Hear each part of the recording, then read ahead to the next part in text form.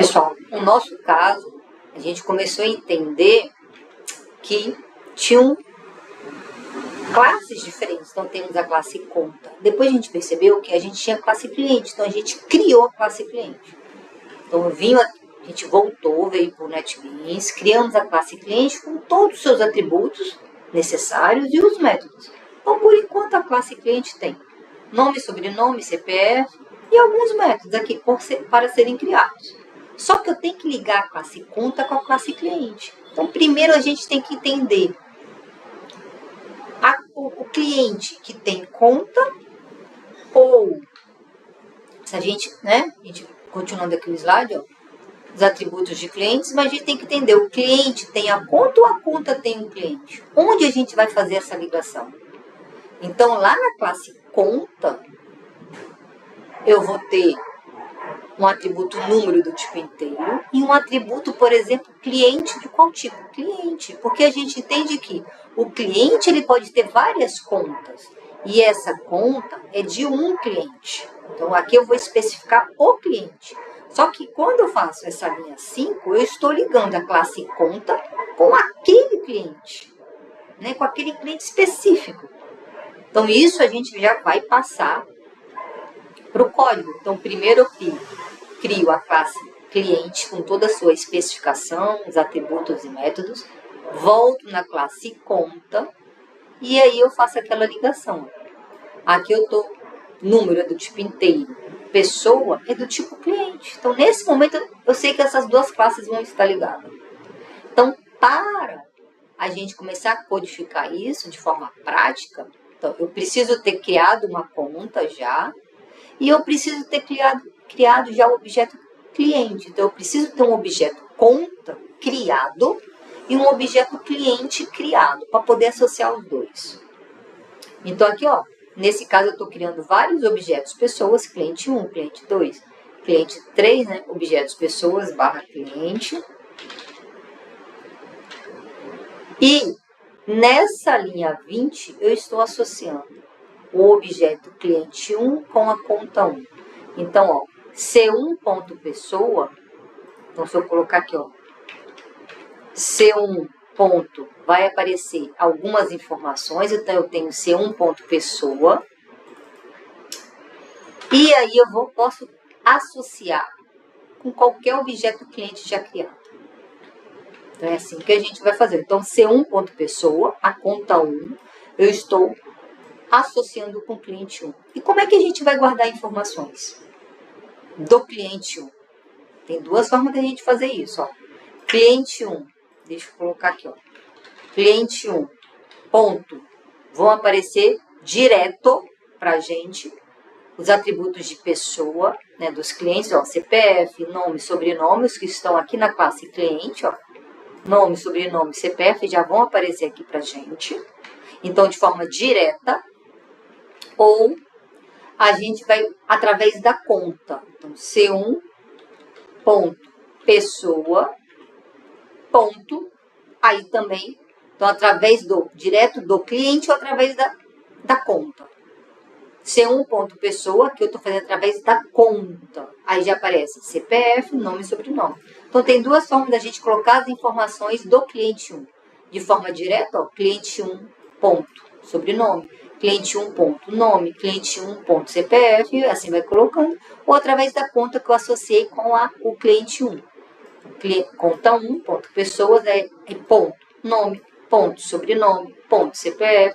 São duas formas diferentes de guardar informações do cliente 1. Então, nesse momento, eu estou associando o cliente 1 com a conta 1. Poderia ter um cliente 2 com a conta 2, né? Poderia ter o mesmo cliente 1, ó. O cliente 1, ele pode ter várias contas. Eu posso associar ele com uma outra conta, que o cliente pode ter várias contas. Então, o objeto cliente 1, de nome João, pode ter duas contas diferentes. Então, basta eu associar ele com a conta 1 e com a conta 2, por exemplo. Então, aqui eu estou criando uma outra conta, colocando informações numa outra conta, associando essa outra conta com outro cliente, e aí a gente consegue já manipular, né? Fazer o comportamento, chamar os métodos e os atributos. Então aqui tem algumas... o nosso código começou a gente manipular informações. Só que eu quero continuar. Então, se a gente continuar esse slide, já estava falando desse exercício. Vocês chegaram a fazer a classe funcionário. Então, a classe funcionário é uma entidade diferente. Então, eu preciso codificar essa classe. E olhando isso aqui é um diagrama de classe. Olhando esse diagrama, a gente tem que saber ler. Então, tem que ter um atributo nome do tipo string, um atributo departamento do tipo string, um atributo salário do tipo double, um atributo está na empresa do tipo booleano. Então, está na empresa true, ok, ele está ativo na empresa. Está na empresa é falso, significa que ele não está mais na empresa. Então, através desse diagrama, a gente tem que criar a classe, a gente tem que saber ler esse diagrama.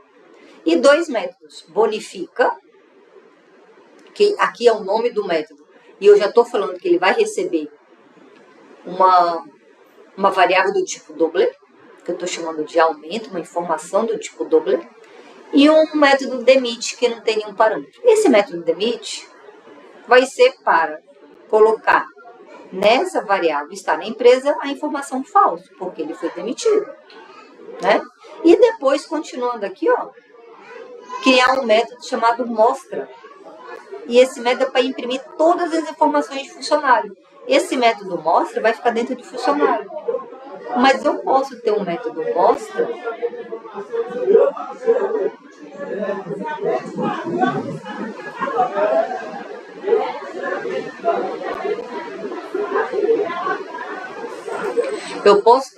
mostra dentro de conta, que vai mostrar as informações da conta. Eu posso ter um método mostra que vai ficar dentro de cliente, dentro de funcionário e assim por diante. Então, voltando no nosso código, temos a classe funcionário, que aí eu comecei a codificar o nome, salário, RG, data, deixa eu, por enquanto, fazer ação. Data de entrada que ele entrou na empresa, que é do tipo string, que está bem aqui, ó. Data de entrada. E está na empresa do tipo booleano, que eu já estou colocando true. Porque a partir do momento que eu crio um funcionário, ele já está na empresa. E eram dois métodos. O bonifica, que está recebendo uma informação que vai aumentar o salário, ou seja, a codificação para aumentar o salário. E o método demit, que é para estar na empresa e receber falso. Né? Então, já codifiquei dois métodos e tem aquele método mostra, que é para só imprimir essas variáveis aqui. Então, toda vez que eu chamar, criei um funcionário e chamar o método mostra, ele vai mostrar as informações de funcionário. Então, se a gente voltar aqui, continuando o exercício que vocês já tinham que ter feito, a sugestão era criar uma classe chamada data, uma classe chamada data com dia, mês e ano, e onde tiver data no nosso projeto, agora a data vai estar associado com essa classe. Então, a conta pode ter um atributo data, que agora vai ter que estar associado com essa classe. O cliente pode ter um atributo data, né? Data que o cliente entrou para o banco, então vai ter que estar associado com essa classe. E o funcionário vai ter que estar associado com essa data. Onde tiver data no sistema, vai ter que estar associado com essa data. Como é que a gente faz isso? A gente tem que entender onde a gente vai fazer a associação. Nesse exemplo aqui, ó, funcionário tinha um campo do tipo string, né, ó, para a gente colocar a informação de data, porém agora, como eu já criei a classe data, que ela tem dia, mês e ano, eu vou associar com funcionário. Então, data de entrada é um atributo de qual tipo? Data. Então, aqui eu estou associando essas duas classes, funcionário e data. E quando eu for imprimir as informações, ó, eu vou imprimir o nome do funcionário, o salário, a data de entrada na empresa, data de entrada ponto dia, data de entrada ponto mês. Data de entrada é o nosso atributo. E se eu colocar aqui, ó, data de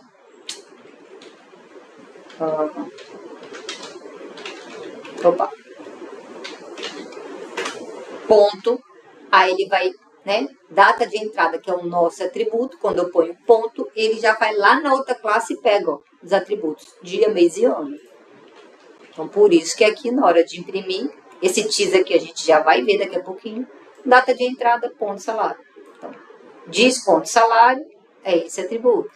Diz ponto data de entrada, é esse atributo, mas como está associado na outra classe, ele pega dia, mês e ano da outra classe. Dia, mês e ano da outra classe. Então, esse slide aqui já era para vocês ter, né, continuado. E a última exercício do slide era para criar uma classe dependente do funcionário. Né? Seria possível criar uma classe dependente? Então, os funcionários da empresa, eles podem ter dependentes. Então, quais seriam esses métodos e quais seriam esses atributos e como a gente iria fazer a ligação entre essas duas classes, né? Funcionário e dependente. Então, eu já comecei a fazer a classe dependente, por exemplo, nome, sobrenome, CPF e métodos, né? Que aí a gente vai criar os métodos. E aqui nós temos que entender o quê? Onde a gente vai fazer a ligação? Funcionário, em funcionário ou em dependente. Então, o funcionário pode ter vários dependentes. Então, eu ponho aqui, né? A ligação. Se um funcionário pode ter 5 dependentes, eu vou ter que colocar 5 linhas aqui. 5 linhas para mostrar quais são os dependentes daquele funcionário? Ou é o contrário? Em dependente, a gente associa aquele funcionário. Então, dependente, ele tem um funcionário ligado a ele. Um funcionário, aqui é só um. Então, onde a gente põe essa ligação? Em funcionário independente. Então, vai ficar todo esse código aqui, ó. Eu vou passar para vocês, ele mais completo agora, com comentários. Eu comecei a colocar comentários e tudo. Só que eu quero que vocês pensem e continuem. Onde vai entrar essa ligação? Em funcionário ou independente? Então, aqui a gente termina mais esse. Esse aqui era o primeiro slide que a gente viu que tinha esses códigos, que eu queria revisar esses códigos com vocês.